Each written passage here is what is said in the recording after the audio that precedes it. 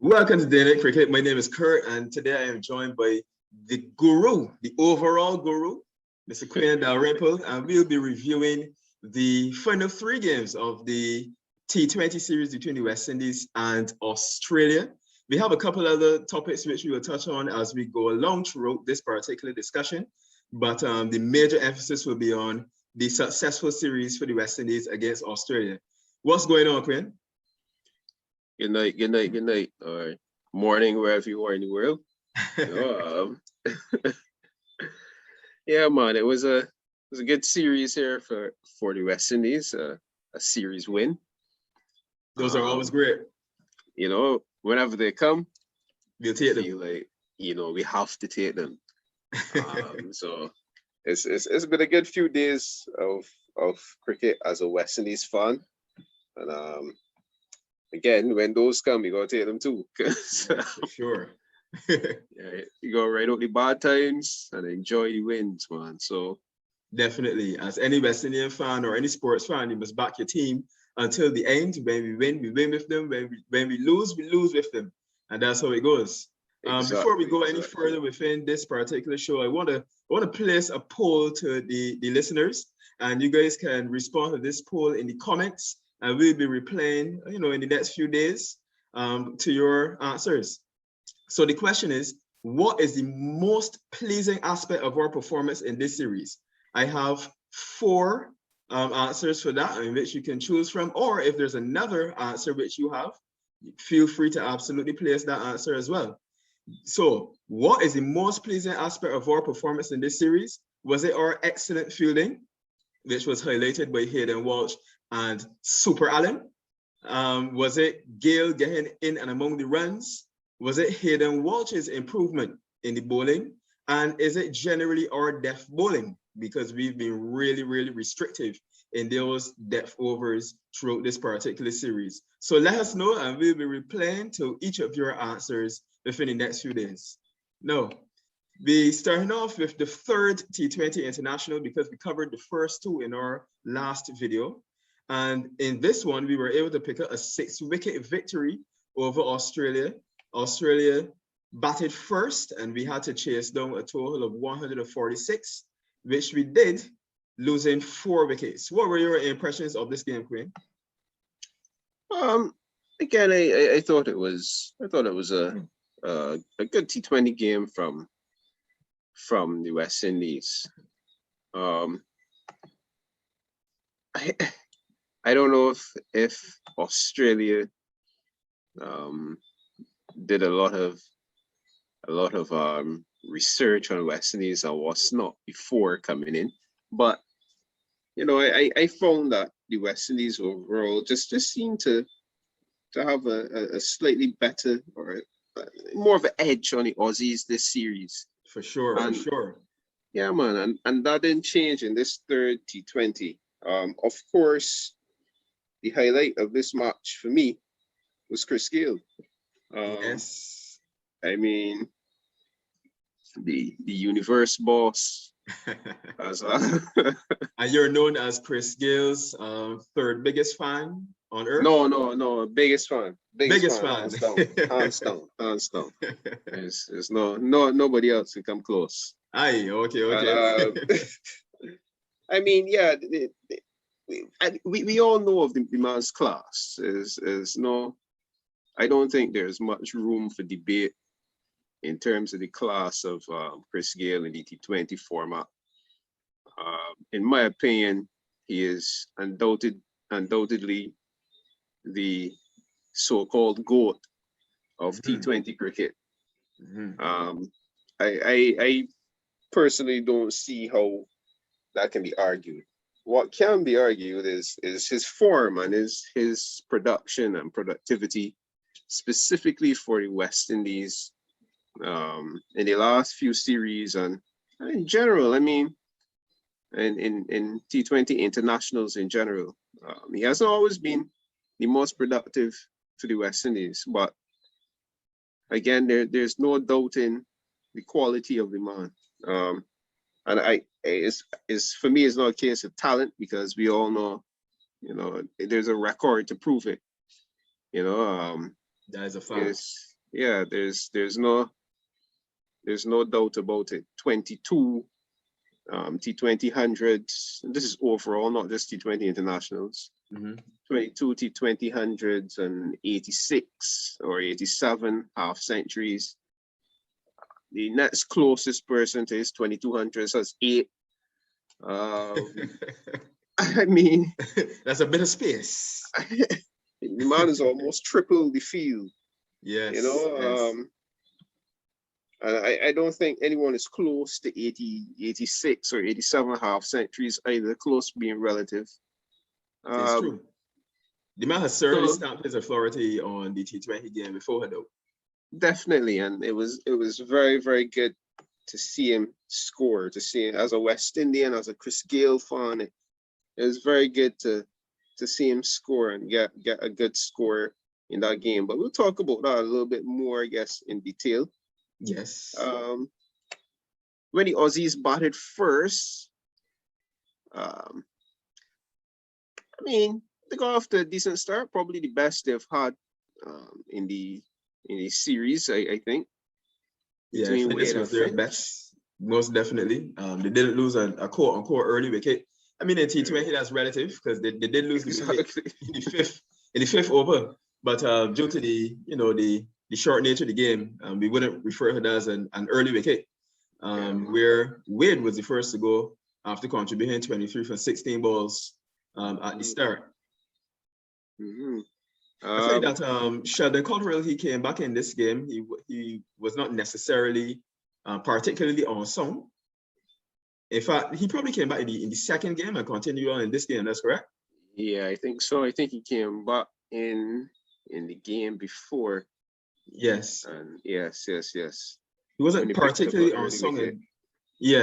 In this one, and he shared the new ball with Andrea Russell, which is not something that's quite common either. The West Indies made some tinkering to their bowling lineup and well, the overall lineup due to a couple of niggles and a bit of rotation. Yeah, man. And I thought the guys did well, the bowling unit. I mean, it's always a little bit difficult when you rotate your bowling unit as well. Especially when the rotation, the rotation takes so your quickest man in terms of Fidel, but I guess his was more injury related. Yeah, he was unfortunate in the previous game. Yeah. There's no Pollard to give you any overs in the middle there. So I thought the bowling unit did well. Unfortunately, McCoy only bowled the solitary over in this match. He seemed to have picked up a niggle himself, and I hope that it is nothing more than just a niggle. We definitely don't want that to be a lasting injury. Yeah, man, we see him in the Pakistan series. But looking back on the rest of the Aussie innings, the one game for the series that Marsh didn't get a score. He's been fantastic, by the way. An absolute revelation. Yeah, man, indeed. I mean, I'm no Australian selector or anything, but I would be thinking a lot about batting Mitchell Marsh and getting him in for some overs if his form continues going into the World Cup. But I mean, there are a lot of big names to come back, so we'll see how they balance the squad. I mean, it's interesting. Yeah, you're right. Steve Smith to come, Glenn Maxwell to come. It'll be interesting to see if he retains his particular batting position. I'm sure he will retain his place, but his batting position is really the question. Yeah, probably unlikely, but I'd definitely give it some thought. Yeah, get him facing the lob. If his form continues, not sure if the Aussies play again before the World Cup. But they got a score from Moses Enriquez and Ashton Turner in the end, and that gave the innings a little bit of impetus to get them up to that 141. It was 141 for 6. Impetus being relative because I thought the West Indies bowled exceedingly well in the back end yet again. with Dwayne Bravo, Fabian Allen in the middle, and Hayden Walsh in the middle as well. Contributed some fantastic overs to drag the Australians' run rate back and to restrict them to 141, which was a very gettable total in the end. Indeed. And you mentioned Allen and Walsh, who bowled extremely well. I think when your like spinner goes at 4.5 and over in a T20 game, either the pitch has been spinning square and no one can touch the ball, which wasn't the case here, or he's been bowling well. And you definitely have to go with the latter and say that Hayden has been bowling well in this series. You mentioned Bravo and Allen as well. Bravo in the death as usual. I thought it was a solid bowling and fielding effort as well. Fielding has been very good this series from West Indies. For sure. It was a definite good effort. However, runs on the board was runs on the board, and that meant West Indies had to go chase them down. And what were your thoughts on the innings? Well, I mean, it was highlighted by Christopher Henry Gayle, who contributed a swashbuckling 67 behind at his position of number 3. It was good to see Nicholas Pooran straight out at number 4. He was able to get a score after a lean patch, which has dated back for a while. So those were the highlights of this particular run chase. Unfortunately, we didn't get off to a great start. We lost Fletcher for 4 in the first over. We lost Landell Simmons in the 6th over for 15. And, you know, we've grown accustomed to getting fantastic starts, especially once Evan Lewis is playing. He missed out today due to a niggle, but it was great that Chris Gayle was able to come in, and not only did he make the runs, but he commanded. He was very commanding at the behind crease. He played in the usual Chris Gayle way. He played with freedom, and we were able to romp home in less than 15 overs. Yeah, man. As I said, I think the way that West Indies bat, we'll either win a lot of games spectacularly, or or we'll post some really nice totals, or on the flip side, we'll lose. And Yes. I guess once you have, I mean, if you have a team of about seven big hitters, you'd bat one of them to at least get a decent score each game. So I guess it bodes well for West Indies. You mentioned Pooran as well. I was a little bit surprised that Hetmarding didn't come in, seeing that he had just batted relatively well in the game in front. I think that was more so that he may have picked up a niggle when we were in the field. Okay. So that may have been the problem. Yeah. But yeah, man, it was good to see Pooran getting some runs under his belt as well. Maybe this was the return game for West Indies. Yeah, man. Because Gayle returned and Pooran returned, or maybe it was just a Kings 11 night, because Meredith also came in, but his night wasn't that great with the ball. Completely contrasting night. I tell you, he ended up with 3 wickets, mind you. Yeah. But at the economy of 12.52, both Gayle and Pooran took a liking to their teammate. That must have been some interesting banter after the game. Yeah, most definitely. Yeah, another return in this game was Mitchell Starc, who seemed to have returned to some form. That's your bowler? Yeah, I'm telling you. No, see, this is where I'm probably his 3rd biggest fan, you know? Okay. But yeah, Starc bowled well. He bowled really well.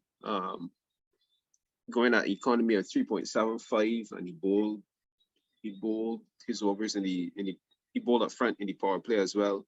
Yes. And you know, it was good to see Starc returning and regaining some form and control the ball. Unfortunately, it's probably only him. I thought from match 2, what the West Indians did well was not allow Hazelwood to settle.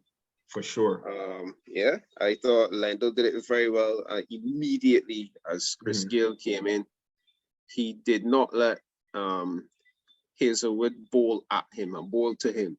You know, he was down the wicket, he was outside leg, he was across, covering on off, opening up areas. And I guess, you know, with the predictability of Josh Hazelwood, especially earlier, he likes to hit that length. He likes to get the sea movement and bounce. And I thought West Indies did a good job of not only negating that, but transferring the pressure back to Hazelwood. Yeah. That's a very, very good point. Yeah, man. I think it was good batting, not only in this game, but in the series after that first game. I thought they came up with that plan, and you could see it in effect. They never looked to let Hazelwood settle. Meredith was expensive, Hazelwood expensive, Zampa expensive. Again, the game that Mitchell Marsh didn't have an impact. Only bowled the 1 over. But all in all, good victory for the West Indies. Well deserved. Yeah, man. And put us in a position where, you know, we are not used to insofar as winning the series quite early. So we were in an unassailable position after the end of the 3rd game, heading into the 4th. And the chatter now was to see if we could defeat the Aussies 5-0.